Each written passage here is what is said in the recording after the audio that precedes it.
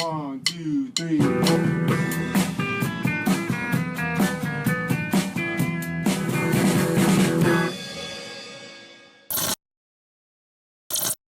We do a new thing called Behind the Dope, but this is really like welcome back, Jed, to Dopey. Jed is an important figure in the pantheon of Dopey history. Jed was a Dopey listener who had the idea for Dopey before we did, sent in an angry email saying how he had the idea before Chris and I, told a crazy story about robbing people at a hotel, then started his own podcast called Church and Other Drugs. Welcome back to the show, Jed. Hey, how's it going, Dave? Dude, check this out. You ready? You can't see it easy, but check this out.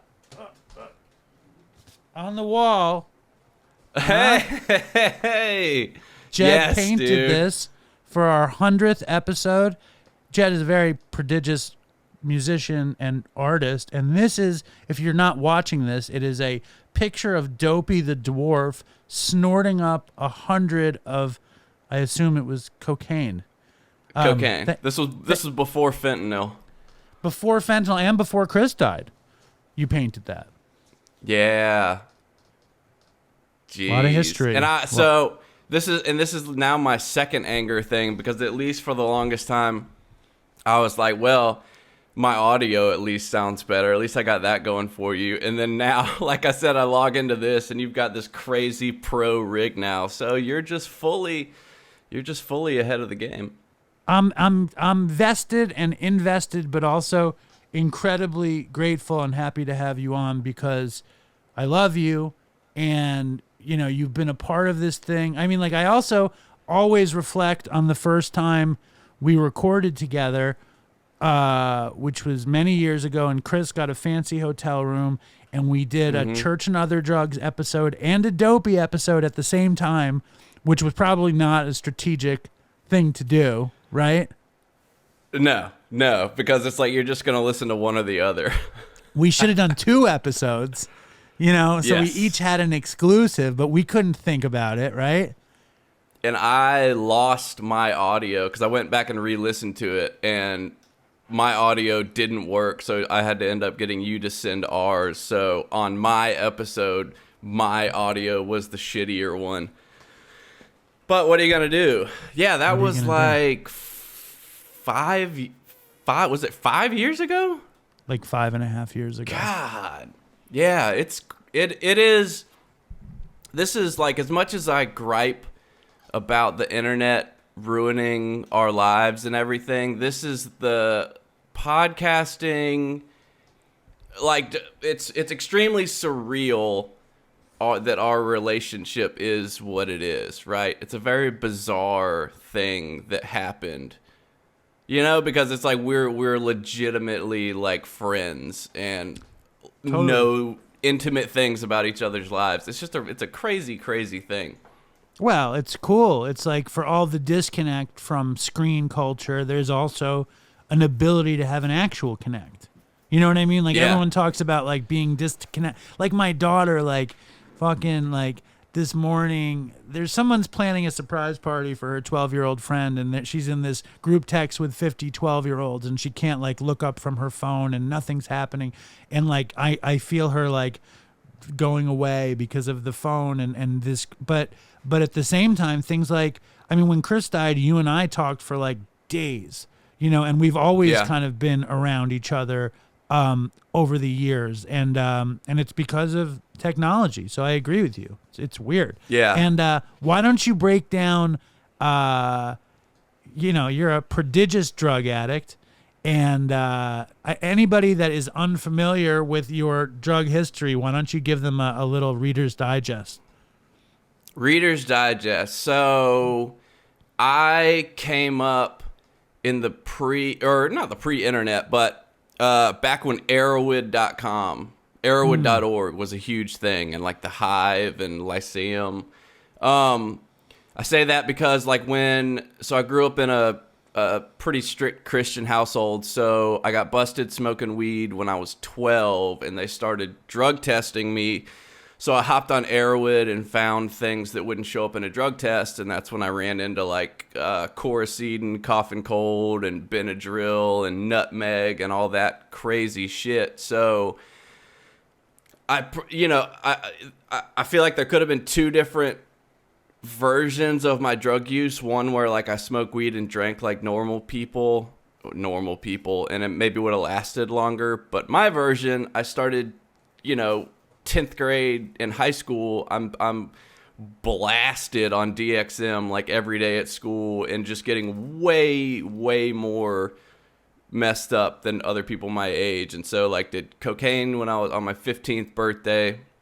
By the time I was 17, it had gotten bad enough that my parents were sending me to an inpatient rehab. So hold on though, to be blasted on DXM, how much DXM do you have to consume?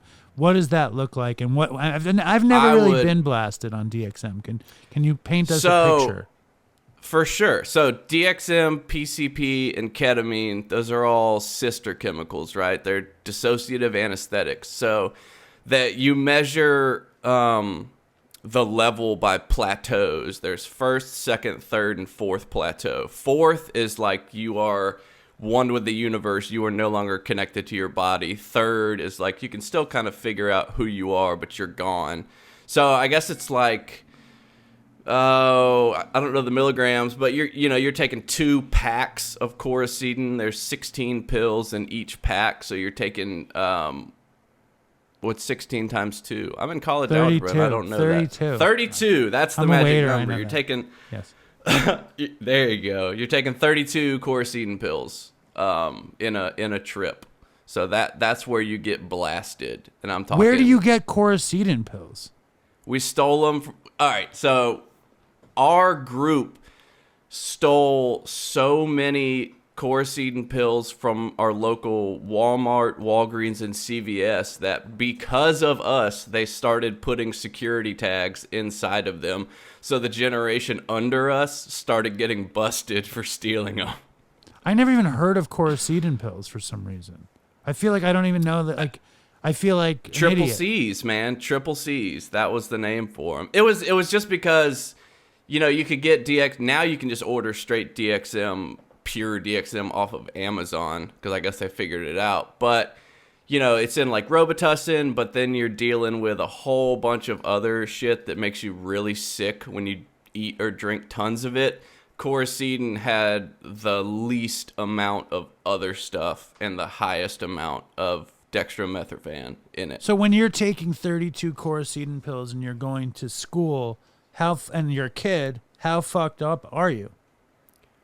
So fucked up that my 10th grade geometry teacher actually wrote me a letter saying, like, when you started this year, you were so bright, kind, and generous, and by the end of the year, you were a different person. I just don't know. She didn't know what I was on drugs, but she thought like I was getting beaten at home or something. Right. Like, there was something happening. Something bad was happening. You can't talk really. You can't talk correctly. You do the robo walk, as they call it, because you can't really feel your extremities very well. So you kind of walk in a very like peculiar way. Your vision's cloudy, your whole skin is numb, and then as far as like your mind and processing things, it's not going very well. This is where like signs I knew that I used differently than other people, because my thing is I would get on DXM and we would watch Requiem for a Dream over and over and over and over. Like that was our trip movie to watch, and like that's not a pleasant. This isn't, Wizard of Oz and dark. Right. No, it's not a good time, but I thought it was, and I'd listen to Radiohead, and it was just dark times. So, things got so bad. Got into like ecstasy really hard back then. Cocaine. Well, one of my favorite things is when Jed and I talk, he talks about. Can I talk about your book for a second? Your plan for a book? Yeah, for sure. Oh, so yeah, for sure. Jed has this plan for a book where every chapter of the book is his experience with a substance, and now you're kind of laying out a lot of the history. So like, when did you get into ecstasy? That would have been 16, Wow. 17. And you come from like Yeah. a pretty like upright Middle middle class class, yeah. Christian home. Yeah. What Yep. were your parents Yep. doing when you're all fucking CC, DXM'd out and fucking on ecstasy? It was- And how about just watching Requiem for a Dream? Did your mom ever walk in and be like, "What the fuck is going on?" So I would do it all at night. So I had a sister that was 3 years older than me, and she was going through her rebellious stage. I was already labeled as like the good kid, so they weren't worried about me, right? So I was just really sneaky, and I was still like, I was a youth group kid at my church, and I was just going to, God, I remember one time I had taken a bunch of Coricidin, we had drank some beer, smoked some weed, and I go into youth group church, and I open the door, 60 people in there just yell out surprise, and my mom had organized a surprise birthday party for me at church. Oh my god! And I just get ambushed while I am fucked up, dude. It was and then another time I remember I came home. I would just do it all at night, right? My parents were asleep. They started getting hip to it eventually, and I was on a bunch of ecstasy. I came home. Back then, we had one computer that was in the kitchen, the family computer. And so it's, 1 a.m. All the lights in the house are off. I'm on the computer, headphones on, listening to music or something. And I look over and I see my mom there. And I was like, oh, like, how long has she been standing there? And I take my headphones off because she's talking to me. And she's like, what are you chewing on? And I was like, what? And I realized that I was just, gnashing my teeth, grinding, Right. and she had probably Right. just been standing there like, what the my fuck what is are- going like on with Jed's mouth? what is my poor son on? And then so the reason I started going to treatment about my parents finding out was I had my first overdose when I was 15 on Benadryl, which diphenhydramine is the only hallucinogen I've ever done. Well, it's a deliriant, where I've seen things like as clear as I'm seeing you that were not there, like talking to people that aren't there, seeing things On that aren't there. Benadryl? On Benadryl. How much Benadryl? I ended up taking like 43 of them. Right. Because so what happened was I had a friend spend the night. He told me this. He told me that he woke up we had bunk beds. He woke up in the middle of the night. He's on the top bunk. I'm standing over like head to head with him, jingling my keys, just looking at him. And he wakes up and goes, "Jed, what time is it?" And he said, I grabbed the clock, pulled it, unplugged it from the wall, looked at it, and said 3:92. And then I went to the living What's room. 392? I don't know. This is the story that was told to me, and I love that. 392. And I go to the living room couch, and I'm sitting on the couch with my backpack on, boxers, socks, and shoes, nothing else, rocking back and forth. And my dad comes into the room and says, "What are you doing?" And I say, "I'm getting ready for school." And he goes, "Do you know?" He's like, "Where's your friend?" I was like, "Oh, he went home." And he's like, "Then why is his car still here?" And he goes, "Do you know what day it is?"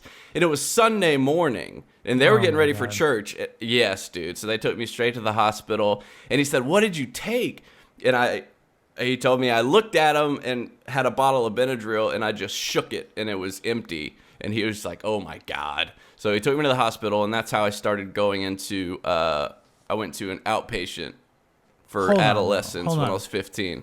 When was the first time he caught you high in the first place? So I had gone to the beach. I can't believe we've never talked about this on the show before, by the way. I know. Yeah, I guess you never really have heard all this, and this is No. the crazier shit. So I had started. The first thing I did was smoking cigarettes with a preacher's kid. And I had him on my second episode because he started all of this. Really, it's hilarious. Yeah. But The origin story. so I had these little cowboy boots from when I was a child, and I kept them in my closet. And my dad always said it was painfully ironic because it like represented my innocence or whatever. But that was my stash spot. So I kept my cigarettes. And I had some weed in there. And one weekend, I went to the beach, and I guess my parents had started getting suspicious because while I was gone, they searched my room, and they found it. There you go. And they so figured it by out. the time you ate 43 Benadryls, your dad was like, as soon as your dad, an upright middle class, and he had military background, right? Yep, Air Force. Right. Air Force. So as soon as your dad, who's this, the opposite, sees weed, I guess 43 Benadryl, it's like, you fucking kid. But I'll tell you something, and this is fucked up, Jed, and I just need to say this. I've been taking Benadryl, like, a lot. Like, I've been taking Benadryl, like, for months or something, and I take, like, a pill. I take half a pill at night to go to bed. I'm sneezing, and I take it to sleep deeply. I know that I take it because I love the dreams on Benadryl. Yep. And last night I didn't take it, and I kind of woke up in the middle of the night, and I was like scared. You know what I mean? Like that I was addicted to Benadryl. But then I went back to bed, and I wasn't addicted to Benadryl. And I tell my sponsor about it. But even just hearing Benadryl fucking hallucinations, but then it's 43 Benadryls. But still, somebody also wrote me an email about Benadryl, and like that I shouldn't be sober. I shouldn't say I'm sober because I'm taking Benadryl. Oh, that's crazy. And Wow. dude, I still take. All right, it's not crazy. Yes. But remember, there's like a difference between dependent and addicted, and in your case, you're talking about like a physical dependence on sleep, right? Because I recently got off of my nighttime antidepressant medication, and since then I pretty much have to take like a Unisom or something to sleep. And I do wish I didn't have to, but like the alternative is so awful.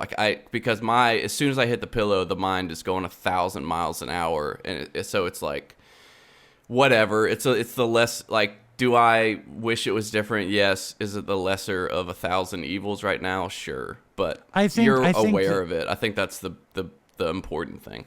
No, I agree, but I also like, I don't know, like I've been waking up really early, and with Benadryl, and I wake up early, I feel like shit. This morning I woke up really early and I felt pretty good. So like I think I want to, but I think that the issue is that I like the dreams. Like that's that's an issue. Like that's something. In that case, there's like different things you can do for that. Just like eat a huge carbo load before you go to bed. You'll have crazy dreams. Melatonin gives you crazy dreams. Oh yeah. You'll just get crazy fat. Melatonin, I feel like I wake up after I take melatonin and I feel like shit too. But let's get back to the story. I don't want to divert. It's my own fault. I just wanted to. I feel like when like I do this show, right, and I talk about recovery or whatever, and I'm taking Benadryl, and people are writing me like, you're not sober, and you tell a story about getting busted on 43 Benadryl, I have to disclose that I've been taking it. Yeah. I didn't take it, whatever. You know what I mean. You know exactly. Oh what I yeah. mean. So fucking real quick on that. Have you ever heard of Jimson weed or angel trumpets or Datura? Have you ever heard of those? Yeah. Okay, I never took them, but I've heard of them. Right. Those are in the same family of diphenhydramine. They're classified as deliriants. Same as like scopolamine. You ever heard that? The devil's breath, where they like you blow it into someone's face and they become your mind control zombie. You ever seen that? No, tell me about that. That it's overblown. It's a lot of people think it's kind of, but like it was in that movie The Green Inferno, which was a remake of Cannibal Holocaust. But in like third world countries, it's like this voodoo witchcraft thing where like you take this plant matter, scopolamine, and you grind it up into a powder and you blow it into someone's face and they become your zombie essentially. And but what's the reality? What's the reality behind scopolamine? It's just a potent deliriant, and it's also marketed as it's for as what is it? The travel sickness medicine, Dramamine. Not Dramamine. It's another one. Dramamine that's another. We would also take that to get fucked up, but there's another motion sickness medicine that has scopolamine in it that everyone takes. It's funny how people but take the actual these, voodoo mind control is far-fetched, right? I can't blow some as far as I scopolamine at Howie know, and all of a sudden he's no. competent, right? Probably not. But who knows? Maybe there's, who knows? I don't want to find out. But yeah, we can get back to it. This is also why Chris was my kindred spirit, because I just spent hours researching and finding out about drugs and reading trip reports, and like Chris was my kindred spirit in that regard. Yeah, he was fucking gifted with that shit, right? He Yep. and I always was doing this, trying to backpedal and remember and be like, explain this and explain that, and he was incredibly invested in it, as are you. So you get sent away after 40, or you get sent to outpatient, and then what happens? I like this behind the Jed, behind the dope Jed. This is the real deal. Here we go. So outpatient was a joke. It was just Louisiana? me, no, this is in South Carolina. Okay. This is in South Carolina. It was just me and all my friends, essentially, that we were getting screwed up together in the first place. So it was just kind of a big joke. I started going to NA meetings then, which honestly, like, it can be so dangerous to send someone into that kind of world.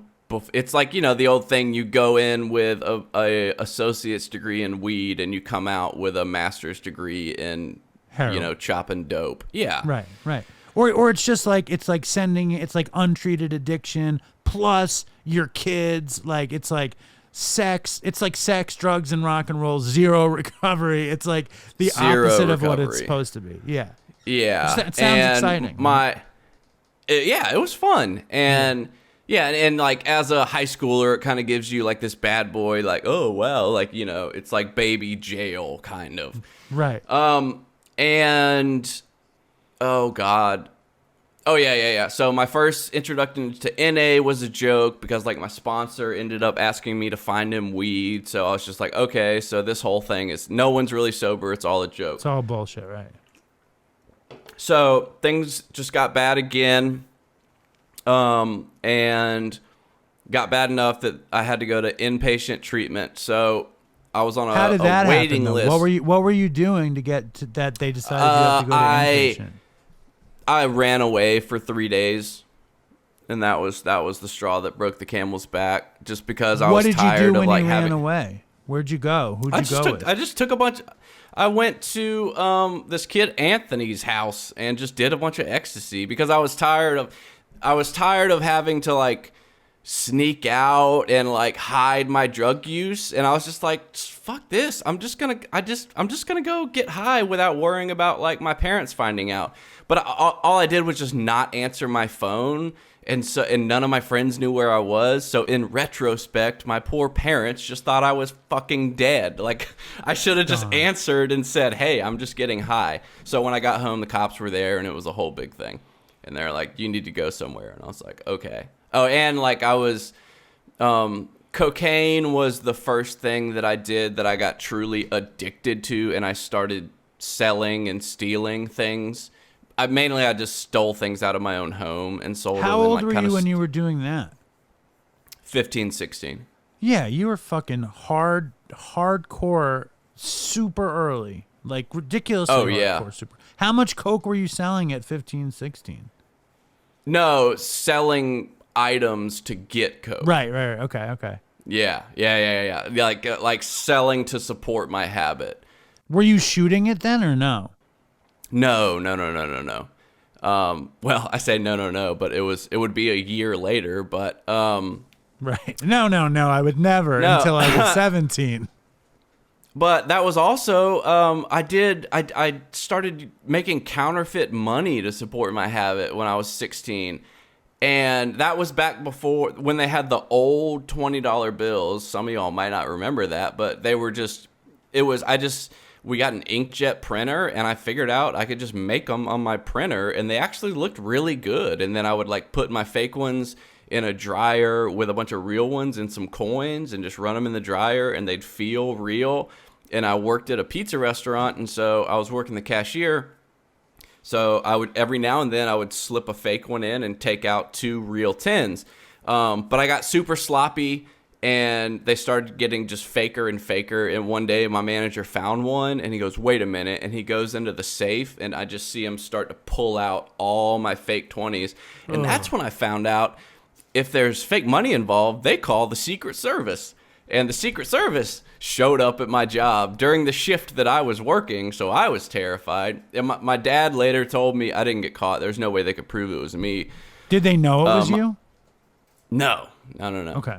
That's crazy. But my dad, when I got honest, like during Family Day or something, my dad told me, he was like, I found a bunch of my trial and error money. I just threw it in our trash can. He's like, I found that stuff in the trash, but I thought there's no way he is that stupid. I thought you were just playing, and I was like, yeah, it turns out I'm that dumb, Dad. That's what I was doing. But no one ever caught you with the counterfeit. No. They didn't catch you at work. Nobody caught you. Did you use it to buy drugs, or did you use all of the counterfeit money at work? At work, it was like in total, it was only a couple $100. That could have been if they hadn't come in. Yeah, that could have been like a scam that ruined your whole life. 100%. Like that's a crazy one because they go crazy for that shit. When the Secret Service came in, were you just like, I'm not doing this? Oh yeah. That I was like, that's the end of that. And I was standing by the back door. I was like, I'm just gonna make a run for it if they call my name in there. You became such a fucking drug addict. I would always have it in my back pocket. If I ever made money that passed as money, like I remember when I was in LA, like my friend Todd wound up with a couple 50s like that were fake. Like he was working on a movie set and he got a couple of fake 50s. And I was like, dude, those look kind of real.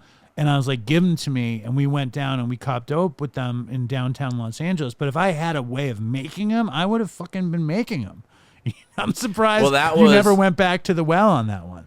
Well, so the last thing I did before I got sober was my buddy called me and he said, "Hey, I just got $2,000 in fake hundreds."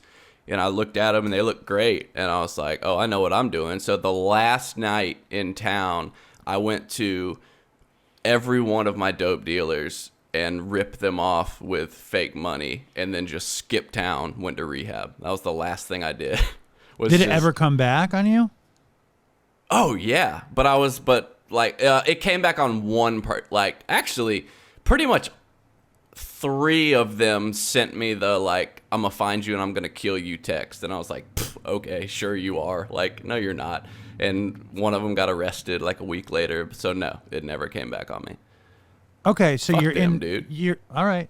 Good for I'd be still scared. I'd be like looking out the windows now, fucking 25 years later.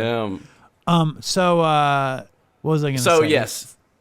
So I had this list because back then I was just super enamored and obsessed with the idea of like the romantic drug addict. I loved Burroughs and Bukowski and Fear and Loathing in Las Vegas. So I had this journal. I had a list of all the drugs I had tried and heroin I had never tried. And so I'm on this waiting list to go to treatment and it was 4 months long. And I was like, well, I'm already going to treatment. Let me try to do every drug that I can before I have to quit forever. This is what I was thinking. And I'd never tried heroin, and I found someone that could get me heroin. I was just planning on snorting it, though. And I went to their house. This is when I was 17. I went to their house. They got the heroin. They came back and they're like, "You're gonna snort it?" And I was like, "Yeah." They're like, "Dude, just shoot it." And I was like, "Really? You think so?" And they're like, "Yeah." And I was like, "Well, I can't do it." And I was terrified of needles, like terrified. Sure. And they're like, "We'll do it for you." And I was like, "Okay." So I just like turned my head and Right. reached my Have arm at out it. and Yeah. have at it. Yeah. How crazy. Like that was my line in the sand. And all it took for him was basically to be like, "Come on." And I was like, Yeah. "Okay." It's like, you shouldn't snort it. And you're like, okay, shoot Yeah, me up. yeah. Yeah.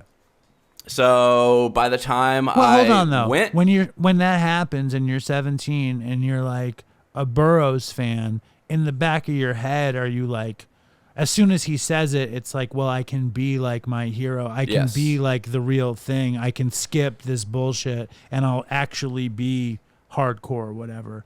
So, yes, to the point where it's so cringy to admit, but I would like I was hoping people at school would notice my track marks so that they would be like, "Hey, what are those?" And I'd be like, Right. "Nothing. Don't worry Right. about it." Don't worry like about it. how fucking insane is that though? But that's really what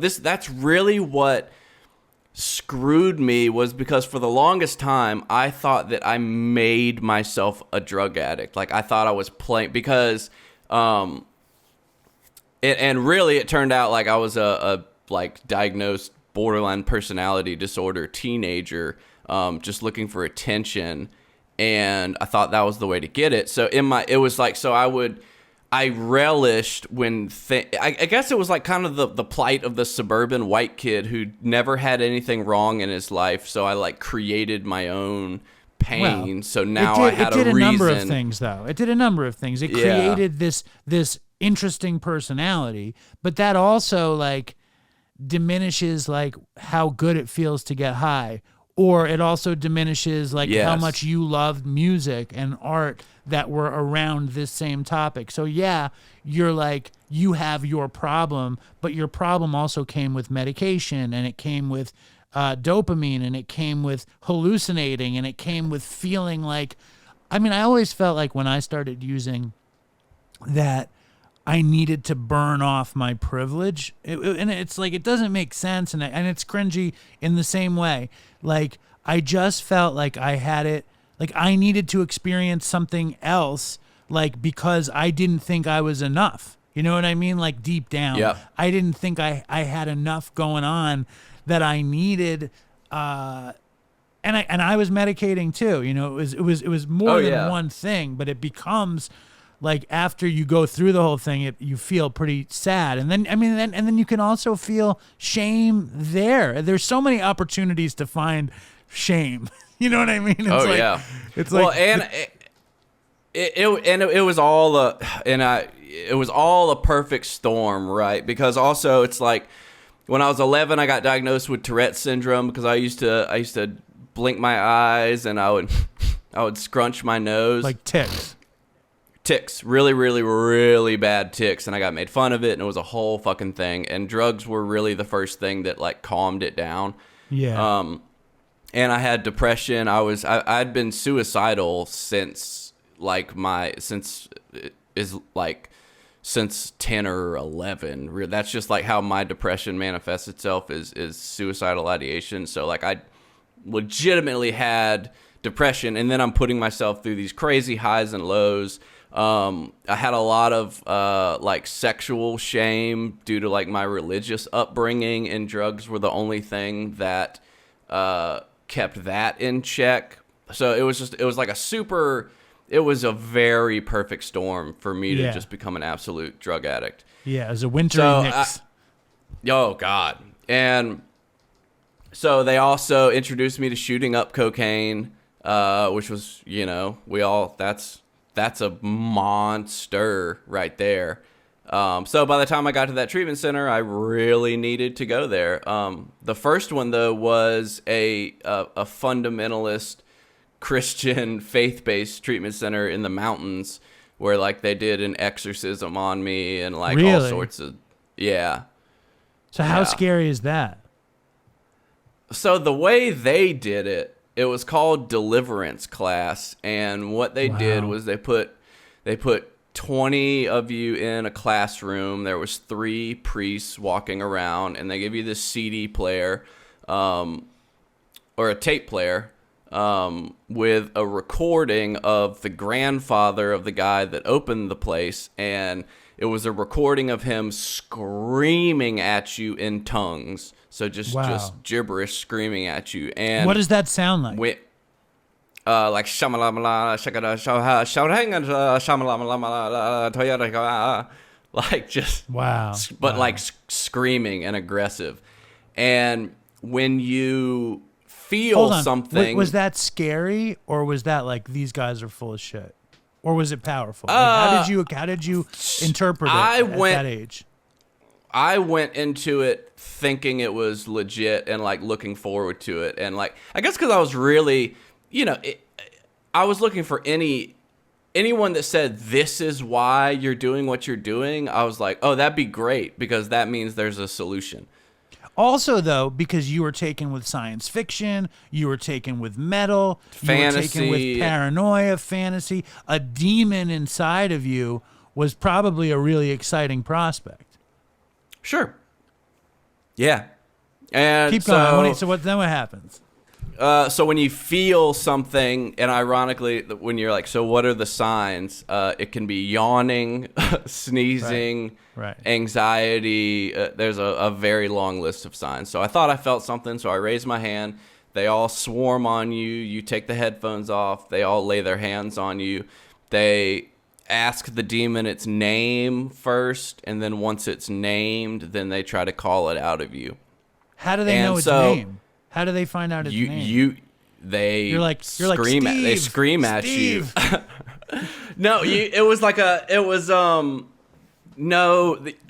it was more like demon of lust, demon of cigarettes, demon of heroin, something like that. Right. And I will say the only thing that I noticed was when the guy touched me, his hand felt red hot. And I did not want him to touch me. Like, it was super uncomfortable. Do you think he was wearing like the electric glove? Who knows, bro? Who knows? Wow. And like, Surtur. Did you come up with any like Beelzebub? Yeah, Beelzebub, Beetlejuice, be gone. My God. So I go through it, and then when you're done, you go outside, and we're sitting in the smoke area, and I ask another guy, I was like, so I saw you raise your hand. Did you feel something? And he was like, fuck no, I just wanted to go smoke a cigarette. And I was like, okay. Wow. So I get out of there, and of course, just immediately go back to it. And this is when really the addiction started, because now I'm shooting coke and heroin, and I end up just running away from home. I have a question. Like, when you go into this treatment, does any part of you think the way they deal with this is at all helpful, or is there anything that they're doing right? And the exorcism, what's your takeaway from this, with retrospect? I thought I was cured. I was in because for all whatever they did there, I will say I felt incredibly close to God, and it was a place full of decades-long hardened ex-cons, and I saw those men shatter like glass and break down in tears. And I mean, I stayed there for 3 months, and I literally thought I was good to go, which was kind of the problem, because they didn't AA or anything was not in your aftercare plan. It was basically just go to church and you're good to go. They just kind of taught that you can be healed from it once and for all. And so I thought that for sure. And I remember I got home and I was doing day school because I had gotten because I'd missed too much classes, and I was just hanging around my house one day. I went in the refrigerator. I saw there was some whipped cream, and I sucked the nitrous out of it. And as soon as I did that, it was just like, oh no, I've, sinned again. Yeah, it's over. Here comes the guilt. Here comes the shame. And that was it. What was the thing you did after you took the hit off the whipped cream? Ecstasy. And you were like, ecstasy. You call your friend, I just hit the whipped cream. Do you have any ecstasy? No, I called my friend and I said my sister wants some ecstasy because my friends knew I just came back from treatment. So I had to play that game for a second. And I Do you just kind think of it hit was it the same? Was it the same day you hit the whipped cream, or was it like a few days No, it was later? like a week later. It was like a week okay. later. Yeah, it wasn't the same day. And then then you shortly after that, right? What was Yep. what were you doing for ecstasy, coke, heroin? Was it just like that? Then it was almost exclusively cocaine and heroin, and then I really got into shooting cocaine. And then I one night, because my dude didn't answer, I taught myself how to shoot up just by trial and error with cocaine, and like, dude, my arms looked like slushy balloons, just full of misses. That's also when I remember I ended up. So like when you open a new deodorant, you know how it's really sharp? Yeah. So like I had wicked it against a trash can, and so it created all these shavings. And so I'm carpet crawling one night, and I find this pile of white, and I was like, no way. And I put it to my tongue, and I lick it, and it's bitter, and I'm like, oh my God. And I put it in a spoon, and it breaks down in water, and I'm like, oh my God. And I hit it, and I'm like, ugh. So you shot up deodorant. I shot up deodorant. Yeah. Wow. That's a fucking. And did you taste the wintry? You tasted the zinc. Yeah. It was awful. Okay. But your breath probably smelled really fresh. Yeah, absolutely. Just so, shooting like, up pure aluminum. How bad did it go from there? Oh, it just got. I found out that I had gotten hepatitis C from the first needle I used. And I was like, oh, well, I'm planning on dying by 23 anyway. I just gave up. I found an older girl who had a place down in Charleston. I ran away from home, and I moved in with her for the summer, and was just shooting heroin and cocaine, and it just got super awful. And my parents had found this treatment center in Louisiana, and they were trying to ambush me. Like, they kept trying to tell me we're going on family vacation. And I was like, no, we're not. I know this trick. And one night, actually, for I guess it's that moment of clarity they talk about. But I was just so miserable, and I just called my mom, and I was like, come get me. And so then I just hopped on a plane. This is when I was 17 still, and I hopped on a plane, and that's when I left home, and I never went back except for a few short months. But that's when I moved to Louisiana to go to treatment, and it was a year-long treatment center. Wow. The best treatment center I've ever been to in my life, because that was in 2005, and 4 of the people I was in there with are my best friends to this day, which is insane to think about. Very I mean, rare. they're my... He was my best man, and that's Dirty Mike. If people have listened to Church and Other Drugs, he was a regular on there. He was my best man at my wedding.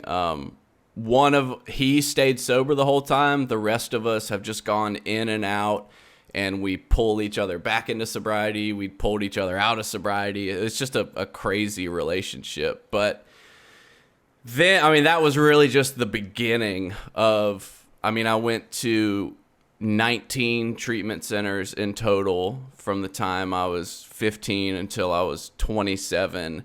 Right. And things just how was it? Were you like, what was the longest you were on heroin for? Was there like a long stretch, and how did you support it?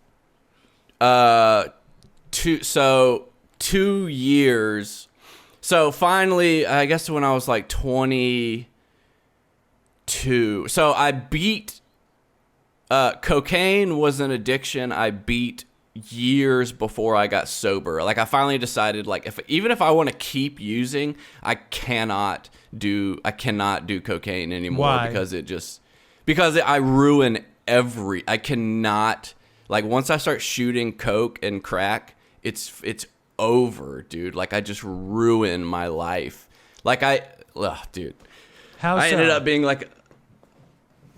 being like a live-in servant for this woman coke dealer. I was basically like her slave, like her pet. Like I would like go grocery shop. It was just the weirdest situations I found myself in. I would steal from everyone. I want to hear about that situation. Who's the woman? Where do you live?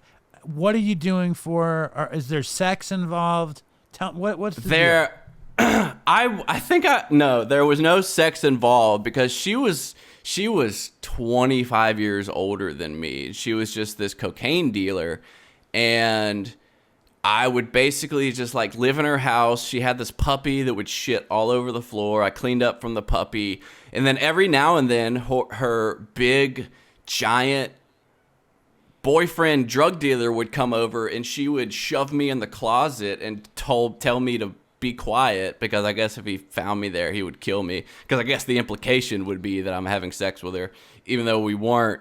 I would do her laundry, run her errands, take care of her, like because she was an alcoholic. How much coke would she give you?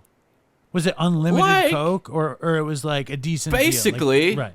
Basically, yeah. You got to use with her. If you did the domestic stuff, you got to use with her.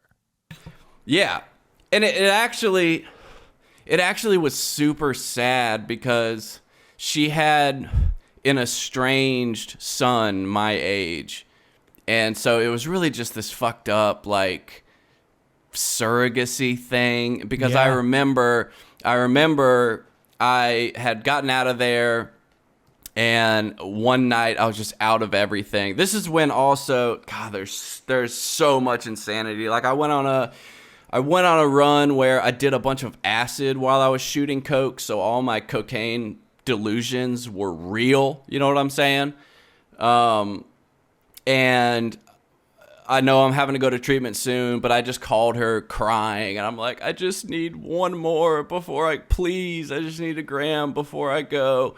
And she meets up with me, and then she like breaks down crying because she's like, your mom must be so worried, and like, here you go, like, don't die. It's like really bizarre. I don't know. I feel like things like that like are some of the most interesting things around addiction that people don't talk a lot about. These weird relationships with fellow users or dealers, or like I used to get high with this old couple in like I guess it was in Soho, and they were like in their 60s, and I would hang out with them every day, and like they wouldn't give me dope, but we'd all cop together every morning.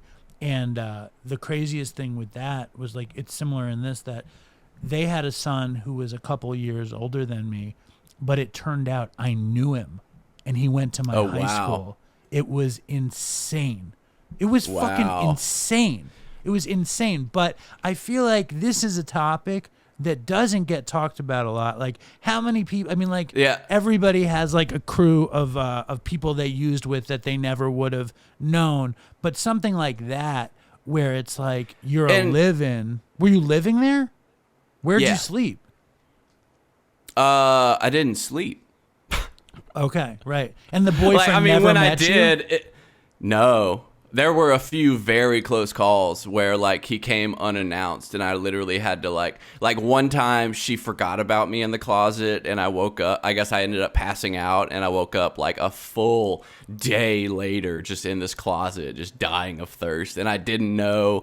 And I'm cocaine paranoid, so it's just like, and we're talking like you know, a gangster, like a real deal, like I'll fucking kill you, white boy type of thing. Right, right. That's interesting. So also, like, let me ask you this: post first exorcism, were you ever in those years, those early years, were you ever like, "There's a demon in me"? Was that ever a thought? Yeah, because there's this Bible verse that says, if you come and bind the strong man in the house and then the strong man gets out, he's going to come back with 7 of his friends and take up occupation in the house. And basically that verse is saying you get rid of one demon, but then you go back to your ways, 7 more come and take their place. And so in my mind, it was like, oh, now I'm in a real situation because it's not just one, it's many. And I mean, honestly, dude, especially like when I started getting into meth and stuff, I don't even know that that's far from the truth.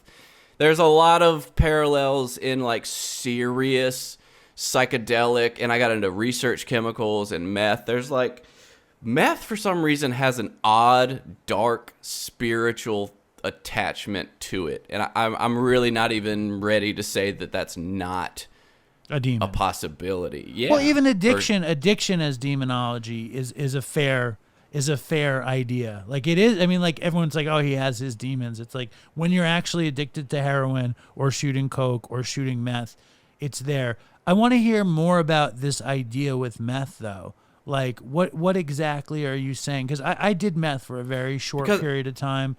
And I basically did meth as a transition to get back into heroin. I never got attached to anything that wasn't weed, pills, heroin, psychedelics. But I did meth and I shot coke and I did that shit, but it was nothing. It didn't stick around. But I want to hear, I think this is an interesting idea around meth addiction and demonology. Like, so this was when like the 2Cs, like 2CI, 2CT, 2CB, 4-MeO, DMT, all the research chemicals were the hot commodity. And so I'm doing a lot of those, and then I'm also doing a lot of meth. And my apartment at the time, I would have like, there were scrawlings all over the wall. I would have I don't know if I would call it hearing voices, but doing things, saying things. That I had a couple rage episodes where like my voice changed. Like there was one time when I was in a room with a bunch of people doing meth, and I kind of looked up, and everyone in the room looked like they had shark eyes, like just these black soulless eyes. And so my last night, what really scared me into getting sober, my last night using, we were in this basement, and it was 3 of us smoking meth, each of us in a corner, and alone, no one was separated. Right. Yes, no one was talking. All you could hear was like the crinkle of a bag, flicking lighters, foil, mixing in a spoon, right? And so I looked up and I looked at my friend. This was a dude I met. That was the other thing I did, was I would meet people in rehab. We would leave, and then I would get their connections, and we'd just use together, which is just a nightmare every time. But this guy, I looked up, and it was like, you know those videos of like you'll be watching it and something will jump out at you and it's like a jump scare video. So I looked up at this guy, and this like long-legged, dog-faced, kind of like almost like a werewolf-looking thing jumped out of him at me, like hands around the throat, and I shook, and I realized that I guess I kind of like nodded, because I jumped out of my chair to the point where they both looked up and they're like, whoa, what the fuck? And it was so viscerally real to me that I literally got up, I went to my car, and I fucking drove to rehab. So were you like it can be meth psychosis, it can be a hallucination, or it can be a demon. And I guess all of those things can be the same thing in a moment like that. Yeah. And then, what I took it as was a sign. What I took it as was a sign. That you so our plan, this was the dude that gave me the counterfeit money also. And so we still had some left. And our plan was, in the morning, we were going to go to this girl that worked at a restaurant, and we were going to switch out more money for actual real money. So we had like this whole plan involved. and I took it as like, this is like whatever these people are doing, it's gonna end badly, and you need to get away. Because I started, and I tell people this all the time. Like I tell people, like, you know, I've relapsed and gotten sober and gotten in trouble enough times to know that, and I still feel like God looks out for me even when I'm out there, is that you're gonna get street signs, and it's on you whether you're gonna read them or not. And so that was an instance where I said, like, I need to read the signs. And then, so what did you do? Hold on one sec. I drove to a gas station because I didn't have enough gas. So the treatment center was in Lafayette. I didn't have enough gas to get there. I drove to a gas station, hung around. It was so this is like, you know, the random gas station. This one of my old using buddies pulled up, and he was like, da da da da da. Turned out he had some Suboxone. He gave me a Suboxone, which was a godsend. I called another old using friend who had gotten sober. Were you sick, or did you get high off of it? I was still high. Yeah, that was also what kind of did it for me. Was that night I shot 2 grams of heroin and just did not feel a thing. And I mean, it was good heroin, but I was just like, okay, we're at the end of the rope. There's no more feel good neurons to go around. Like, this is it. You know, there's no maintaining that shit. It's the end. And so he gives you don't take the Suboxone. And my girlfriend. What happened with that Suboxone? You didn't take it when I took it. Yeah, fuck yeah. But you didn't go into precipitated withdrawal off of it. No. Maybe I didn't. Maybe that was a different time. Yeah, because that doesn't make sense. Maybe I pocketed it. I don't know. Doesn't matter. His name was Robin. Maybe it doesn't matter. But I don't want to get any emails debating the veracity of my stories. Let's just say I was high. I don't remember. So I get someone to give me some gas money. Nobody trusts me, so it took a while. Like, sure, you're going to rehab, buddy. Again. But I found someone to give me gas money. I don't even remember driving to Lafayette, but the next thing I remember, I'm in Lafayette, and one of my buddies from the rehab I went to, who I'm still friends with today, met me and took me to rehab. And that was and it was a different experience. It was a different experience. You put yourself because I was enough. What? Please. That was the first and only time because no one at this point, nobody is talking to me. I had also the last my best friend who had put his house up to bail me out of jail one time. I had ripped him off. I had just done things that I had never done before, and this was the only time I took it to the end. And this was the only time I had during this relapse. I had started snorting heroin, and I was like, I'm not going to shoot up. You're not going to do it. And 2 weeks later, I was shooting up. And it surprised me. I was like, wow. And that may seem silly to some people, but for the first time, I was like, oh, I can't control this. This is bad. This is like addiction. This is like addiction. Yeah, this is addiction. And nothing was fun anymore. I'm 27. I'm still on probation for a 10-year deferred sentence. There's a title loan out on the car that I'm driving. What was the 10-year deferred sentence? It would be too long to just tell me real quick. In the time.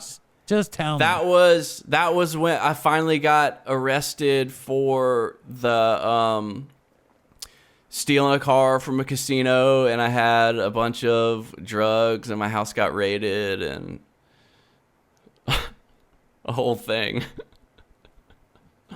Serious fucking business. So you finally get to treatment, 27, and you're like, I'm ready.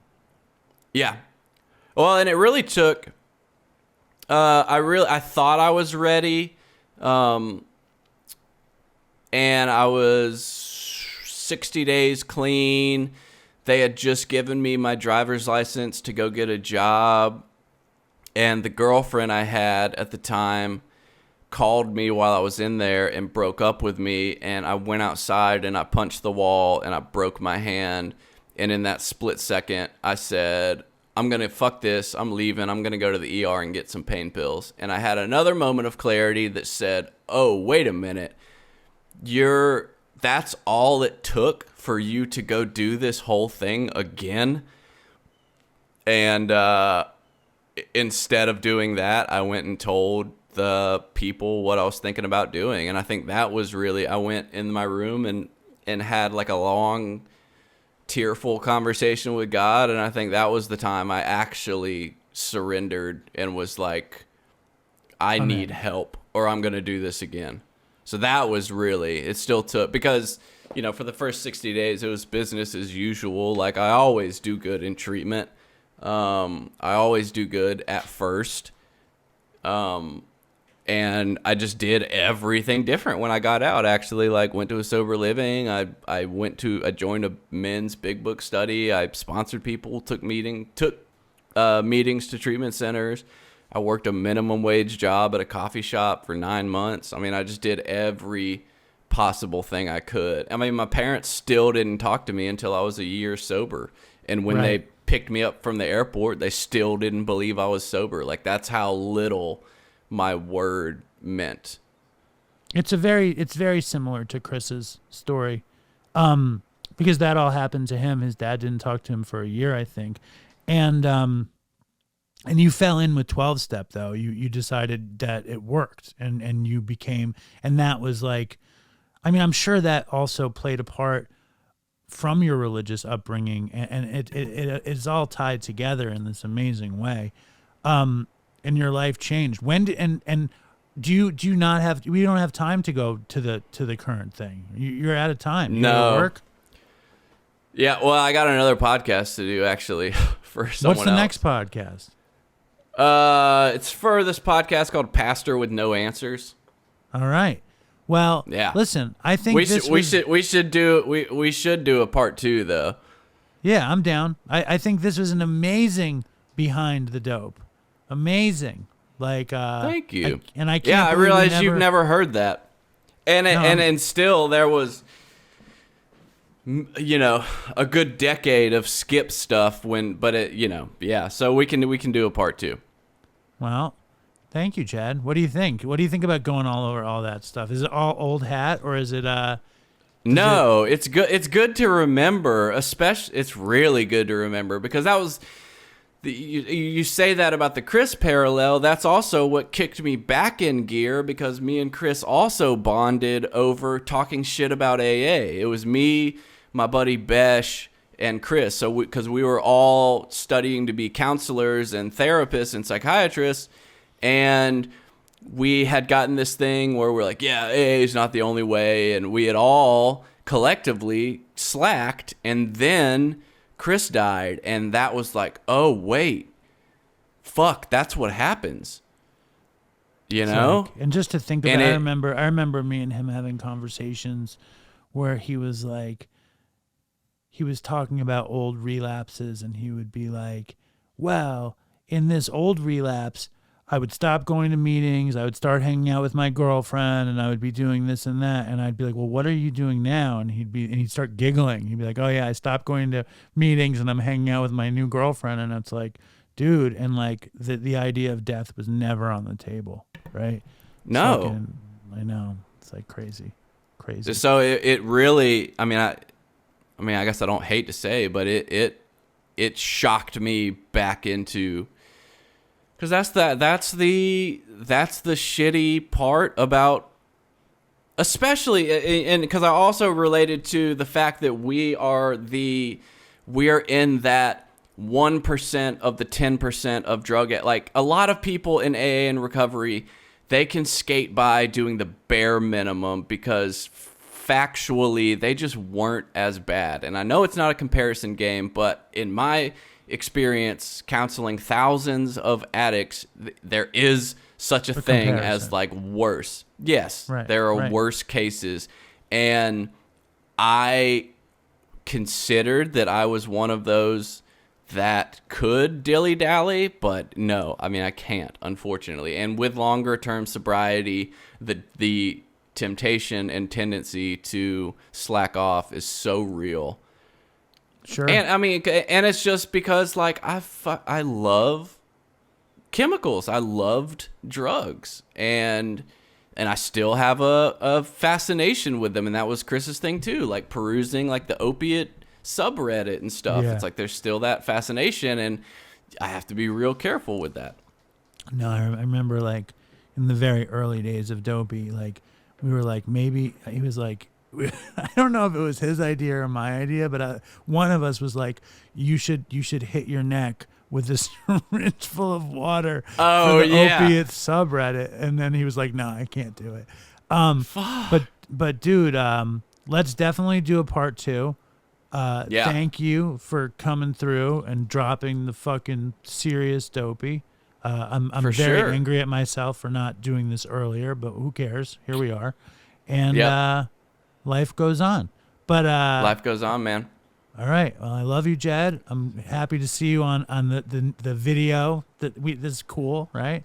It is cool. I'm digging it. And if you like what you hear, check me out on Church and Other Drugs, wherever you listen to podcasts. Wherever you listen to podcasts, check out Jed on Church and Other Drugs. And we'll definitely do a part 2. And fucking stay strong, Dopey Nation. And fucking stay strong, Dopey Nation. Vape knocks. Vape knocks for Chris. Thanks, Jed. Love you, bro. Love you too. I'm face down on the floor. Oh, baby, please, sir, can I have some more?